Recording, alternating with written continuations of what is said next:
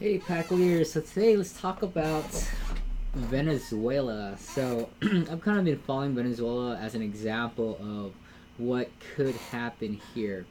Now, I think Venezuela has been going through this hyperinflation for quite a few years to get to where it is today, where it's just kind of everyone kind of is on socialism in a sense. Well, at least that was initially pitched, but we kind of have a little bit of that here, as you kind of see where people are supported through Medi-Cal, Medicaid, and food stamps. Where even when people are here required to have medical insurance, and you can't afford it, then the government give it to you, right? And so it kind of, in a sense, it helps. I think it helps a lot of people who can't afford the care they can't afford, which is it's a good thing. Um, but does it incentivize them to get out of it? When healthcare is so expensive to begin with.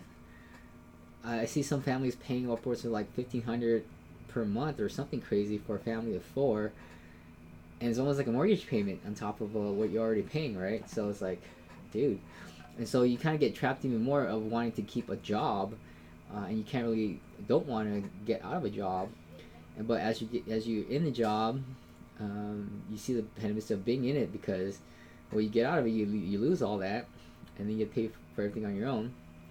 On top of that, they tax you more as you make more, and so it's, it is what it is, right? So they give and take, and so you do what you got to do to provide and feed your family. So as they continue to inflate their, is it the Caracas? No, that's the city. The Bolivar. It makes it harder for everyone else to, in a sense, make a living. They have to work hard and hard. I see these fishermen fishing in the lake where there's just crude oil everywhere, and even though it's all kind of nasty, they work longer hours day and night for pennies, for peanuts, basically, because the inflation steals from them. It's like a hidden tax.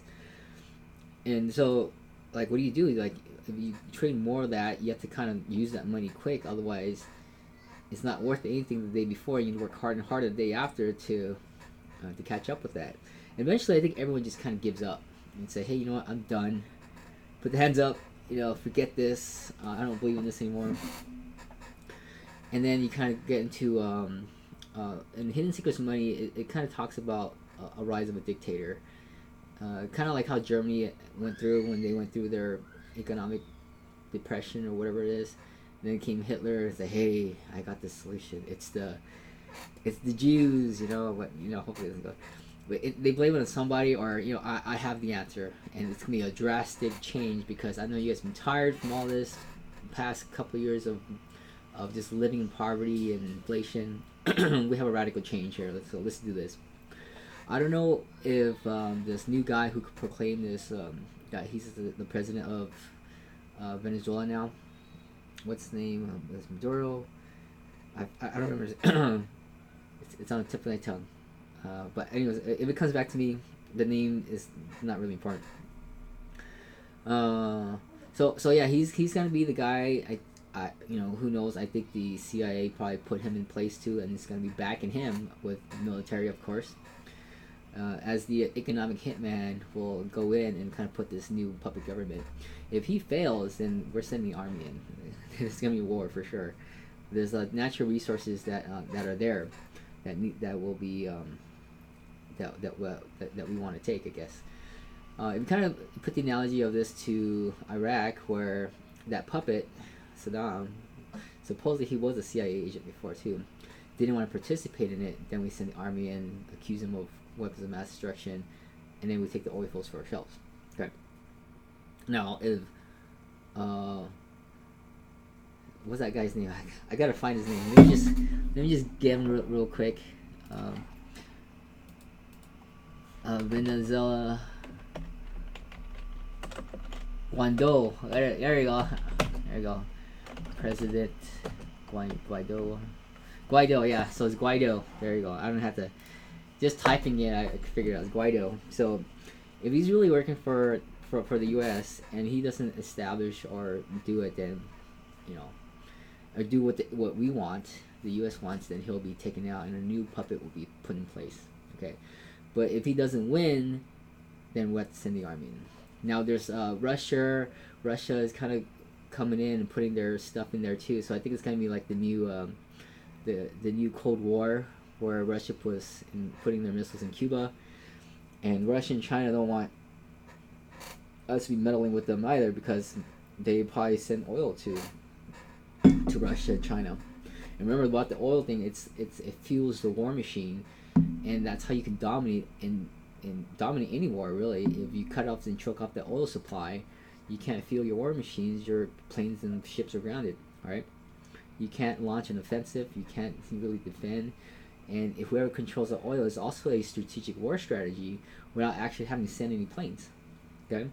Now we've already, I think May 5th, we will be sanctioning Iran completely, so they can export no oil. Now China and Russia and India and Turkey, I believe, are all on the waiver list where they can still buy from Iran, and May 5th will be that cutoff.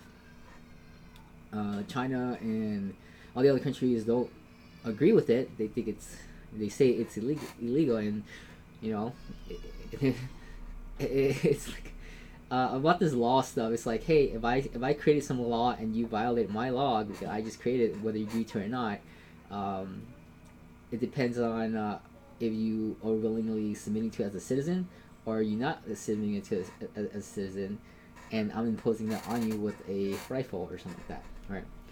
So it's just kind of like, whose realm are you on, and whose law created was my word against yours, in a sense. And just a matter of, hey, if you don't give me what I want, I'm gonna take it by force, kind of thing. Okay? So it's kind of like the final choke down of the oil thing. There's Iran, there's Venezuela, and if we can choke that out, and the oil can still be dominated by us, the petrodollar through Saudi Arabia. If we take over Iran and their resources, we've got already taken Iraq, which is also a big oil resource, and then Venezuela. There really is no more other oil countries. Anything west or east of east of Europe is Asia.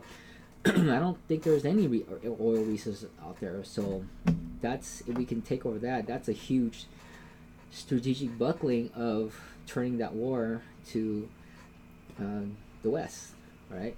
So I think Iran's the last straw, the last stronghold, the turning point between whether they, the Russians and China, Asia has a chance of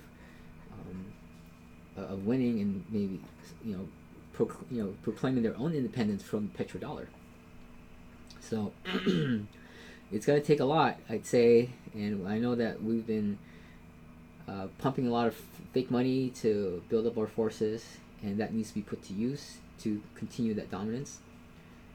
And there's going to be some interesting times coming up in the next few years, especially when everything's starting to come to a slowdown. Noticing gas prices are going way up. If that choke happens, it could drive prices up too over here. So everything else is going to go up in price too, because that moving goods and services, it's all driven by the gas factor. And going to work, you have to transport yourself. You're going to need higher salaries. That's going to take away from what you need to buy. So we're going to have to print more money to kind of catch up with everything. More consumerism and to fuel everything. And as that slows down because of the way it's set up, we need to consume more each year in order to keep up the Ponzi scheme, in a sense, to kind of fuel it. And if we can't consume more than we have the year before, and we don't have any more money to spend, then it starts to kind of slow down to a recession. So it's going to be a little recession, and then of course QE, quantitative easing, we'll print some more to pump it back up, but this time it'll be over pumped. In the hidden secrets of money, Mike Maloney says that once the baby boomers might be the ones triggering it, the Social Security system, they're not going to get anything, so they're going to start cashing out all the investments that they have, and that's going to just kind of collapse everything. And then when they find out that the money that they have, they can't really, buy much during this recession or whatever, they're going to try to dump these dollars as much as possible to buy up things and here and there. And That could cause the hyperinflation. I'm not sure what the you have to watch the. I'm not probably doing a bad job explaining it, but watch the Hidden Secrets Money, all the 10 series, and he does a better job of animating and explaining it than I could ever do it. But it'll be a slight recession first, and then it'll be a hyperinflation up. Okay. So then later on, we'll be all broke millionaires with tons of cash that we can't buy anything with because everything's also just as expensive. And it'll be a different kind of a depression where instead of having not enough money, we just have too much worthless money, and and we can't buy anything anyway. So, how to prepare? Well, I've kind of seen some YouTubes of people just kind of, they call it a commune, and this is probably for single people, college people, right? Who just want to go out to kind of escape the Silicon Valley, the hustle and bustle of, you know, you're making 10,000 or 6 figures, but then you come and you paying your rent with this 5,000, and then whatever else you still left with peanuts at the end of the day. Even though you're making 6 figures, you're a broke 6 figure earner, right? Pretty soon you'll be a broke 6 millionaire 7 figure earner. But to just kind of move out to a rural area, I think there's some places that are starting to pop up all over the place. I might be considering building something, I don't know. And where you kind of put your 40 hours in to grow vegetables and tend to livestock, and you have a community of people where you just kind of like, you know, help each other out with different skill sets. And you don't have to worry about money anymore. You kind of, all you need is food and shelter and clothing, and you get a little bit of stipend to kind of go out and do what you got to do, but you have more freedom in a sense in supporting this community.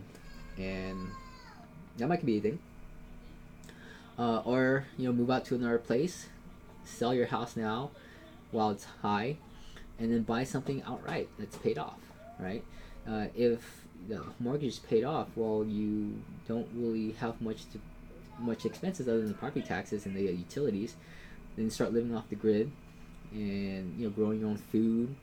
You can sell that food for just what you're, you know, through the internet, or creating your videos and sharing what you do, your skill, and you sell through the internet. The internet's connected a lot of people where you don't have to, you know, set up a big up shop and invest a lot of money to do anything. You know, you can just, you know, sell what you grow, and, you know, just be within reach of UPS, I guess, and you should be okay. And there's probably other things where you don't have to do that, where it's more software related, and I kind of like that better. Software, digital services, kind of thing. So, yeah. So let me know, comment below what you guys think of the Venezuela crisis. Are you guys following it? What do you think is going to happen? Do you think war is coming soon? I think there will be, as the sanctions escalate, as more people participate or don't participate. It kind of draws a line on whose side are you on, depending on whether the country participates with the sanctions that the U.S. has created or not. Okay, and so you're either against us. It kind of draws like, okay, obviously you're not, you know, obeying my sanctions that I created, so you're against me. So you can kind of see a nice divide already. Okay. Otherwise, the U.S. will continually dominate, controlling all the oil, and the dollar will still be in demand because it's forced demand, kind of thing. Okay. Alright, thank you guys for watching, and we'll talk to you then.